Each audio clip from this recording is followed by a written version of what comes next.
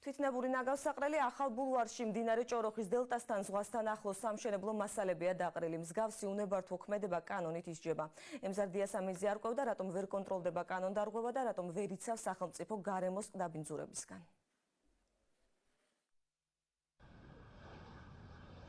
ახალი ბულვარის გაგრძელებაზე აეროპორტის ასაფრენი ბილიკისა და სარეკრეაციო ტერიტორიის მიმდებარედ სამშენებლო და სხვა საყოფაცხოვრებო ნარჩენები რეგულარულად იყრება. გარემოს დაცვის ექსპერტი არასამთავრობო ორგანიზაცია სენის ნარჩენების მართვის კოორდინატორი აჭარაში კახა გუჩმანიძე ამბობს, რომ ნარჩენების დაყრას კანონმდებლობა მკაცრად არეგულირებს. იგი მხოლოდ საამისოდ სპეციალურ განკუთვნილ ადგილზე უნდა ხდებოდეს. რა თქმა უნდა, ნებისმიერ ტიპის ნარჩენის დაყრა გარემოსთვის ძალიან ცუდად აისახება, იმიტომ რომ იდეაში ეს ყველაფერი გარდა იმისა, რომ ჰაერის შემადგენლობას აფუჭებს ასევე და ანაგვიანებს შიდა წყლებს, რაც იდეაში იწვევს იმას, რომ ბინძურდება მთლიანად გარემო და საცხოვრებელი პირობები. სამართალდარღვევათა კოდექსის 31 მუხლით საყოფაცხოვრებო ნარჩენების დაყრა 2 კილოგრამამდე ითვალისწინებს 80 ლარის ჯარიმას, 2 კილოგრამს ზემოთ 150 ლარს ფიზიკური პირისთვის, 500 ლარს იურიდიული პირისთვის. 1 კუბურ მეტრამდე სამშენებლო ნატანისა და ნარჩენების დაყრის შემთხვევაში იურიდიული პირები ჯარიმდებიან 500 ლარით, ფიზიკური პირები 200 ლარით.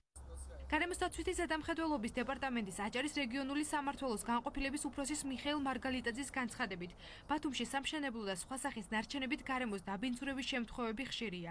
ქალაქის ტერიტორიაზე მომუშავე ერთადერთი ეკიპაჟი კვირაში საშუალოდ 7 ფაქტს ავლენს.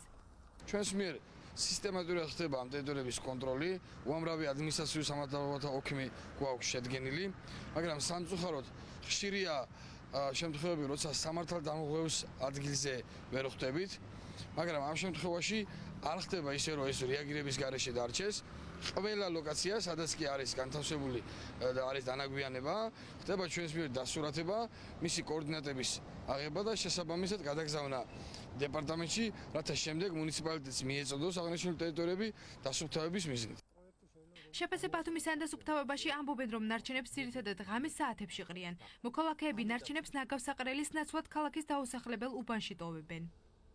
დაყრა ნარჩენის იმისთვისაა პრაქტიკული, რომ ხარჯი ნაკლები ექნება, თავს არ იწუხებს, რომ მივიდეს ნაგავსაყარზე.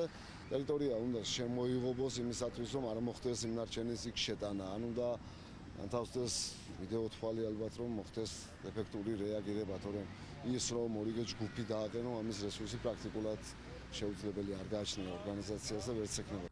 ნარჩენების მართვის პრობლემა აჭარაში ჯერჯერობით გადაუწყვეტელია. ნარჩენებზე პასუხისმგებელი პირები მთავარ პრობლემად სამოქალაქო ცნობიერებას ასახელებენ.